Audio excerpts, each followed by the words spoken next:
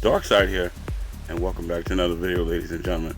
Before I even begin, I want to give a huge FU to IGN. They, if you're not aware, maybe a day or two before the actual launch of Where Winds Meet, they gave a game review on the game, and they gave it a 6 out of 10.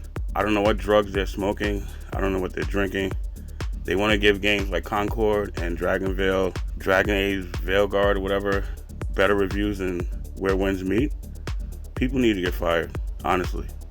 Anyway, I'm not here for that. I just want to express my true opinions on this game. How is this game free? That's my question. Let me know in the comments down below. This game could go for $60, $70. These guys did a phenomenal job with this game. Just to give you a little context, I played last night from 5 p.m. I'm in New York, so EST, to almost 1 a.m. in the morning. I played almost 7 hours straight. Now, 7 hours is not, it's nothing to brag about, but in those 7 hours, I was having so much fun. So many things to do, so much. I was just in awe, guys. I could not believe the remarkable job these guys did with this game. This, honestly, in my opinion, is an Asian-inspired version of like Elden Ring or something like that, just to give you an idea. So if you're on the fence about thinking about playing this game, I think you should. Normally what I do, really quick, my normal gaming routine, I'll load up 2 games in the background and let them auto farm for materials, because they have auto farming functions, and then I'll play a main game and just periodically check on the other 2 and just refresh the farming, let them keep farming all night until I go to bed. I didn't do any of that last night. I didn't touch any of my games. I didn't touch Duet Night Abyss, I didn't touch 8th the Gazer, I didn't touch Epic 7, I didn't touch Wuwa, I didn't touch Punishing Great Raven, I didn't touch Chaos Zero Nightmare, I didn't touch Outer Plane, I didn't touch Sword of Justice. I didn't touch any of that, guys. I was playing this game straight. I was really having a blast. They did a great job with the character design, the character model. The world looks gorgeous, visually stunning. I stood on a mountain and I didn't move my character. I just stood there looking at the visuals of the whole terrain and the environment. Beautifully done. Voice acting is well done. Story is good. A lot of side quests, a lot of mini games, a lot of little mini battles. So much to do, guys. I was just exploring, doing quests, leveling my character, leveling my skills, finding different weapons, different pieces of gear.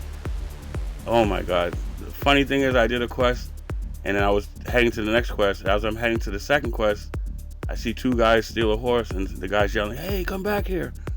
So a little prompt came up saying, "Get the horse back from the thieves." I go get the horse from the thieves. The guys are chasing me. They're yelling at me. They want to kill me. I finally delivered the horse to his little village. The quest was completed. Got my rewards. And then, I don't know if you saw there's little white icons that stick out of the ground. They're like previous player, messages.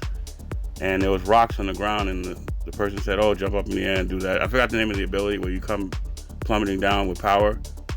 And I ended up in an underground dungeon. I was like, "Oh my god, this is cool." Mind you, I'm playing on the single player mode.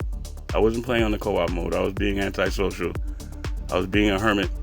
The dungeon, so many treasure chests, so many enemies to fight. It was so much fun. I had a little puzzle that reminded me of like Breath of the Wild. Like you saw vines covering a room or covering a chest. Obviously you use fire arrows. Just little touches like that. They took a lot of little things from different games and put them in this game and made it all work. There's stuff that reminds me of Elden Ring, stuff that reminds me of like Genshin, stuff that reminds me of Breath of the Wild again, even little things that remind me of Wuwa, and they added all that here and made it work even better. I had so much fun. And the funny thing is, I cleared the dungeon and I thought I was done. I was about to leave the dungeon. There was one of those little icons that the previous player left or whatever.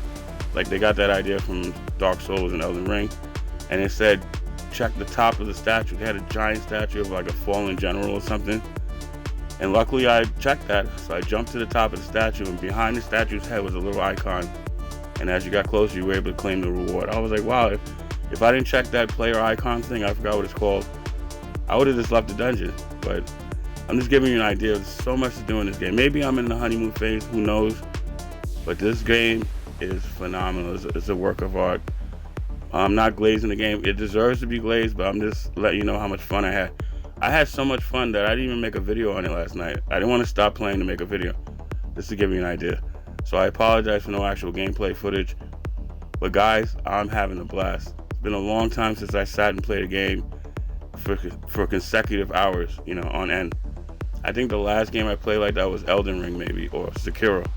But anyway guys, I wanted to bring you this quick video and let you guys know how I feel. Let me know in the comments down below, what do you guys think?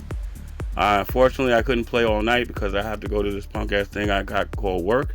My job sucks. I'm at work now recording this video on my phone. But I just want to let you know, I just truly admire Chef's Kisses. I salute them. They did a remarkable job with this game, guys.